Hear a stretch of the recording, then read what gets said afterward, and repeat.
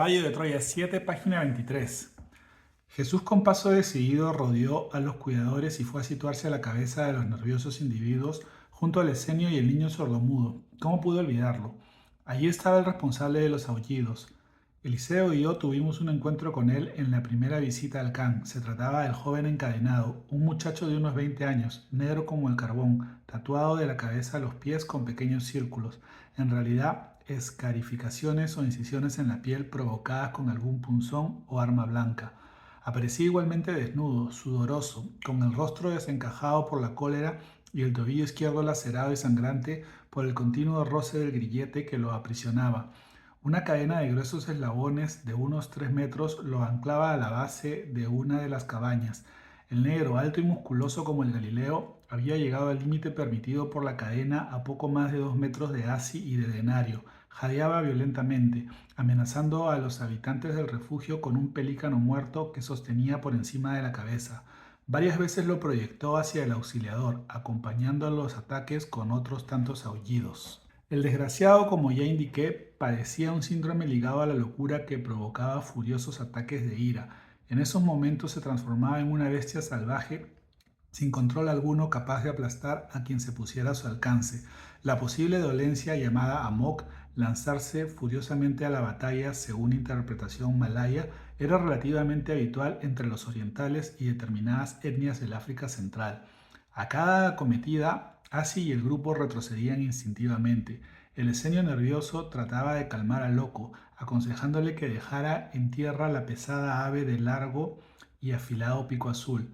Las palabras, los gestos y la proximidad del jefe del Can tuvieron un efecto contrario al deseado, y el negro en plena crisis, ciego por la rabia, lanzó otro ataque, esta vez frenado bruscamente por el grillete. Aquella masa de odio y fuerza bruta perdió el equilibrio y se precipitó contra la ceniza volcánica. El pelícano rodó por tierra y así se apresuró a capturarlo. Jesús entonces se dirigió a su amigo, el auxiliador, y pidió que liberara al negro. El rostro del maestro continuaba serio. Así, como era de esperar, se negó en redondo, argumentando con razón que el estado de Aru era peligroso para todos. ¿Aru? Aquel en efecto era el nombre, mejor dicho el sobrenombre, del joven negro Amok. En arameo significa mira o he aquí, pero no entendía el porqué del apodo. Y así prosiguió con sus razonamientos tratando de convencer a Jesús de lo inadecuado de la petición. Según el esenio, Aru estaba poseído por un espíritu inmundo. Liberarlo sería una provocación para dicho demonio. Jesús no replicó, clavó la rodilla izquierda en la ceniza y lentamente con ambas manos acarició el húmedo y tatuado cráneo del demente. Nadie respiró. La reacción del amok podía ser fulminante y peligrosa. El grupo retrocedió otro paso e, imaginando un feroz embate, se disolvió, perdiéndose por la explanada y por las chozas próximas. Asi lanzó un grito, suplicando al maestro que se alejara de Aru. Jesús siguió mudo. Los largos dedos del Hijo del Hombre se posaron una y otra vez sobre el pelado cuero cabelludo del agitado negro. La respiración de Aru era convulsa. Continuaba boca abajo, no sé si inconsciente. Busqué a Eliseo con la mirada. Permanecía detrás del niño tan desconcertado como todos. En esos momentos no podíamos saber cuáles eran los pensamientos y las intenciones de aquel hombre.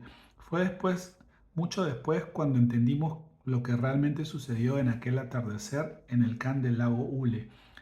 El maestro miró al excitado auxiliador y aquellos ojos firmes y dulces al mismo tiempo lo traspasaron. Así enmudeció. No cruzaron una sola palabra y el esenio, comprendiendo que la orden no admitía discusión ni demora, se volvió hacia Denario y por señas le indicó que buscara a alguien. El sordomudo, admirado ante el evidente valor del Galileo, obedeció al instante, desapareciendo por detrás de las cabañas. No salía de mi asombro. ¿Por qué liberar al peligroso negro? ¿Qué pretendía Jesús? Me hallaba muy cerca, a cosa de metro y medio, e intenté buscar una explicación en el rostro o en sus gestos. Lo que acerté a descubrir no me sirvió en esos críticos instantes. Como decía, era muy pronto para comprender. El maestro en silencio terminó por doblar la pierna derecha, arrodillándose frente al negro. Hizo girar el cuerpo de Aru y lo alzó suavemente, dejando que las espaldas descansaran sobre sus muslos. Inmovilizó la cabeza del amok sobre el vientre, buscó la cinta de tela que sujetaba sus cabellos y fue a desatarla. Aru, con los ojos cerrados y la respiración entrecortada, parecía haber perdido la conciencia. Una de las cejas, rota por el impacto contra la escoria volcánica, manaba sangre en abundancia. El maestro entonces se dirigió de nuevo al escenio y solicitó agua. Así dudó. Al punto, sin embargo, rendido ante aquella voz afable y decidida, dio media vuelta, obedeciendo. Jesús plegó el sudarium que le servía habitualmente para recoger los cabellos en las largas caminatas y, buscando una zona no contaminada por el sudor, taponó la herida de la ceja, presionando delicadamente. Al cabo de medio minuto levantó la improvisada gasa hidrófila y observó la brecha. Por lo que pude percibir, solo estábamos ante una herida incisa de escasa importancia, pero aparatosa. La sangre, probablemente de los capilares de un rojo vino, fluía de modo continuo formando lagunas, napa. El maestro inspeccionó el apósito y su grado de absorción y, doblando la tela, repitió la operación tratando de contener la hemorragia. Fue un minuto largo, inolvidable, difícil de entender, sí, pero inolvidable. Un dios arrodillado sostenía en su regazo a un mísero y anónimo negro. La mano izquierda, firme y segura, velaba sobre la herida y la derecha, con dulzura, acariciaba la sucia mejilla de Aru. Los dedos se pasearon despacio por el mentón y los labios agrietados y casi irreconocibles. Espié cada gesto e intenté deslizarme entre sus sentimientos. Pobre de mí, ¿cómo pretender semejante cosa? Jesús, ajeno a cuanto lo rodeaba, siguió frenando la hemorragia. La cabeza ligeramente inclinada sobre el muchacho empezó a recibir los anaranjados rayos de un sol que se retiraba más allá del Jordán, pero que, a juzgar por su empeño en iluminar al Hijo del Hombre, sabía muy bien lo que estaba ocurriendo. Quedé impresionado una vez más. Los cabellos color caramelo, ahora sobre los hombros, recibieron la luz del crepúsculo, y yo diría que de alguien más. Fue en esos instantes, mientras rozaba con las yemas de los dedos de los cerrados y ensangrentados párpados del Amok, cuando quedé prisionero de sus ojos. No sé explicarlo. Las palabras una vez más son mi enemigo. No fue posible desviar la mirada. Fue como si el universo entero lo hubiera visitado. Los ojos, ahora más expresivos que nunca, más vivos y habladores a pesar del silencio, se humedecieron, y el rostro entero, dorado por aquel sol cómplice, se transfiguró. Yo vi la luz que lo bañaba y que se convertía en su verdadera piel. Entonces, estrangulándome el corazón, una lágrima rodó súbita y presurosa y se escondió en la desordenada barba. Supongo que palidecí. ¿Cómo definirlo? Era un hombre Dios con un hombre entre las manos. Quizás fue la misericordia lo que hizo rodar aquella lágrima. Nunca lo supimos, solo lo sospechamos. Quizás fue una infinita piedad lo que movió e hizo descender el alma de aquel ser tan especial hasta los niveles en los que bregábamos. No sé explicarlo, pero el instinto me dice que fue el amor el que abrió la puerta de la ternura, conmocionando hasta la última célula de Jesús de Nazaret. Él había aparecido en un mundo imperfecto y cruel, y ahora tenía a una de esas imperfectas criaturas entre las manos. Quizás esa mezcla de misericordia, piedad, amor y ternura hizo el prodigio. ¿Quién sabe? Se presentaron al mismo tiempo, ahuyentando aquellas reflexiones, así con el agua y su inseparable caja de madera en la que transportaba lo necesario para ejercer como médico o auxiliador, y con el denario y otro singular personaje que nos dejó intrigados desde el primer momento. Yo lo había visto con anterioridad, pero no podía saberlo porque se presentó con la cabeza cubierta por un manto negro. Una túnica de un rojo encendido lo cubría hasta los pies, ocultando incluso las manos. Del ceñidor de cuerda colgaba un manojo de aquellas largas y pesadas llaves de hierro y madera a las que nunca nos acostumbramos. Así reclamó la atención de Hasok, así lo llamaban con razón, y ordenó que liberase el pie del negro. El embosado permaneció indeciso. Sus dudas eran comprensibles. Aro seguía inconsciente y nadie podía saber cómo reaccionaría al volver en sí. Pero el escenio repitió la orden. Tinieblas, haz lo que te digo. Hasok, en efecto, significa tinieblas en la lengua aramea. No fui capaz de descubrir el rostro del hombre. Tinieblas se las ingeniaba para moverse con agilidad y al mismo tiempo mantener la cara en la oscuridad del manto. Poco después descubriríamos por qué. Soltó el grillete y, tras arrojar la cadena al pie de la choza, Se mantuvo inmóvil y vigilante con los brazos desmayados sobre la túnica. El maestro retiró el apósito y verificó con satisfacción que la sangre había empezado a coagular. El tejido de algodón cumplió su cometido. El auxiliador le proporcionó un nuevo trozo de tela previamente empapada en agua, y Jesús, con idéntica paciencia y delicadeza, dedicó un tiempo a una minuciosa limpieza de la herida, retirando los granos de lava que permanecían enterrados en la brecha. Denario contemplaba la escena escondido tras Eliseo. Ninguno de los ayudantes se atrevió a regresar. Asistían al desarrollo de los acontecimientos desde el lugar en el que limpiaban y troceaban el pescado. Creo que ninguno se percató de la liberación de la Moc. Así abrió la caja de madera y mostró al Galileo algunos de los remedios que había que utilizar en el caso que los ocupaba. Indicó con el dedo 3 pequeños frascos de vidrio. Uno contenía miel, otro, según dijo, hojas de nogal cocidas en agua, y el tercero, una infusión de sófora, un árbol desconocido en Israel en aquellos tiempos y cuyas yemas eran transportadas por las caravanas desde las regiones más orientales de Asia. Una vez más me asombró el buen hacer del esenio. Tanto la miel como las hojas de nogal eran excelentes desinfectantes. En cuanto a la sófora, con un alto contenido en glucósido flavónico, ¿qué podía decir? Ayudaría, y muy eficazmente, a la recuperación de los capilares heridos. Así, como ya referí, estudió medicina en Alejandría, recibiendo una clara influencia de los seguidores de Hipócrates. Su veneración por el sabio de Cos se observaba incluso hasta en la forma de ejecutar vendajes. Recordaba casi de memoria de la oficina del médico una de las obras del prestigioso Galeno griego. El esenio remató el vendaje en torno a la cabeza y cuando lo ultimaba Aru abrió los ojos. Tinieblas pendiente alertó al jefe del can. Así pálido se echó para atrás y recogió precipitadamente la caja de madera. Jesús no se movió. El negro paseó aquellos enormes y sorprendidos ojos verdes a su alrededor y al reparar en Tinieblas se incorporó asustado. El maestro de rodillas lo dejó hacer. Aru retrocedió un paso y súbitamente se detuvo. Lanzó una ojeada al suelo de ceniza y al comprobar que no estaba encadenado, se inclinó y palpó el desollado tobillo izquierdo. Así permaneció unos segundos. Tinieblas, consciente de la gravedad del momento, fue a interponerse entre la Moc y el auxiliador.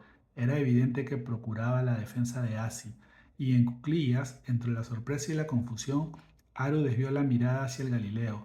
Temí lo peor. Jesús era el más próximo. Si el loco se arrancaba, ¿qué debíamos hacer? E instintivamente deslicé los dedos hacia la parte superior del cayado, buscando la cabeza de cobre de los ultrasonidos.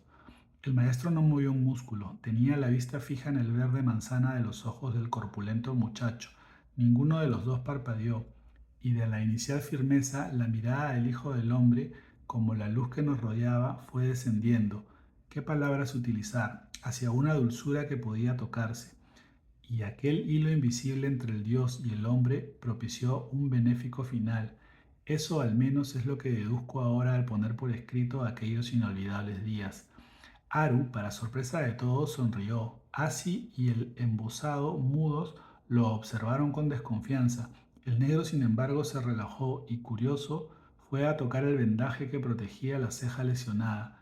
La crisis aparentemente se había alejado, e interpreté la calma como el periodo que sigue a los violentos ataques de furia. El enfermo queda abatido sin fuerzas siquiera para ponerse en pie y con una demoledora amnesia que le impide recordar lo sucedido. Y allí mismo, al ser testigo del comportamiento de la MOC, algo me dijo que el diagnóstico no era del todo correcto. El negro tatuado se alzó de nuevo, no parecía exhausto, todo lo contrario. En esos instantes se produjo un detalle que multiplicaría mi confusión y supongo la del resto de los testigos. Aru reparó en su desnudez y en un gesto instintivo fue a tapar sus genitales con ambas manos. Nos miró avergonzado y terminó por bajar la cabeza. No, aquella no era la conducta habitual de un demente de esa naturaleza. Pero entonces, ¿qué había sucedido? Y una idea tan absurda como inquietante me asaltó durante algunos segundos. No, me dije a mí mismo, eso no es posible. Él mismo lo ha repetido, no ha llegado su hora. El maestro alivió la incómoda escena, se deshizo del manto color vino y despacio fue al encuentro de Aru. El negro al principio retrocedió. Jesús le mostró el ropón de lana y, sonriente, siguió caminando. El muchacho, comprendiendo, aguardó y el Galileo fue a cubrirlo. No conseguía entender lo ocurrido, y el maestro, feliz, abrazó al joven. Aru, más confuso si cabe, no reaccionó y dejó hacer al extraño hombre. Poco después, tras aconsejar que le dieran de comer, el Galileo retornó al centro del can. Tinieblas, Denario y Eliseo lo siguieron. Quien esto escribe intrigado permaneció en el sitio vigilante. Así debió de leer mis pensamientos e hizo lo mismo. Y el joven negro, arropado con el manto de Jesús, se dejó caer sobre las cenizas sentándose junto a la cadena. Jesús y el resto se afanaron, y al poco vi alzarse un nervioso y voraz fuego. Los ayudantes y las cocineras iban y venían preparando la cena. Tinieblas no tardó en regresar. Portaba 2 escudillas de madera, una con un pan oscuro y la segunda con un cargado racimo de uva blanca. Dejó la comida frente al negro y se alejó de nuevo hacia la hoguera. El Esenio y yo esperamos la reacción del Amok. Negativo. Aru no hizo nada anormal. Observó los alimentos y, desviando la mirada hacia el auxiliador, volvió a sonreír. Fue una sonrisa limpia, sin asomo de demencia y cargada de gratitud. No era posible. Un loco no debería comportarse de esa manera, al menos después de una crisis tan aguda. Y la absurda idea regresó. ¿Fue curado por el maestro? Como he dicho, eso no era posible, no era su hora, ¿o sí? Aru finalmente troció el pan y empezó a comer con avidez. Así pensativo se acarició la espesa y negra barba y siguió estudiando al demente. Creo que estaba tan asombrado como este explorador. Tinieblas interrumpió las reflexiones del jefe del can, mostró una calabaza con agua al Esenio y esperó instrucciones. Así tomó el recipiente y, sin perder de vista al hambriento negro, lo depositó sobre la ceniza entre sus piernas, y así continuó durante algunos minutos sentado y en silencio. Por último abrió la caja de madera y tomó una de las ampollitas de vidrio. Aru, tranquilo, estaba finalizando el racimo de uva. De vez en vez se detenía y nos miraba. Los ojos, insisto, aparecían serenos, y el auxiliador, tras dudar, procedió a verter el contenido de la ampollita en el agua. Lo hizo sin disimulo. Abiertamente me pareció incluso que exageraba los movimientos. Aru, por supuesto, persiguió la maniobra de Asi. Fui yo, torpe como siempre, quien no se percató del alcance de la sutil operación. Después, junto al fuego, Asi me aclararía el porqué del gesto y la naturaleza del brebaje que arrojó en el interior de la calabaza. Según dijo, el líquido era un extracto de lúpulo muy eficaz para calmar la ansiedad. Tenía además un efecto sedante que garantizaba un profundo y reparador sueño. El Esenio no se fiaba y, dejándose llevar por el sentido común, prefirió drogar al peligroso negro. Era una fórmula habitual en aquel lugar y con muchos de aquellos enfermos, pero había también otra intencionalidad en los exagerados gestos del inteligente egipcio. Aro, en su demencia, mostraba siempre algunos tics o señales que anunciaban o presagiaban las violentas crisis. Una de esas manías era una incomprensible obsesión por la caja de madera del auxiliador y especialmente por su contenido.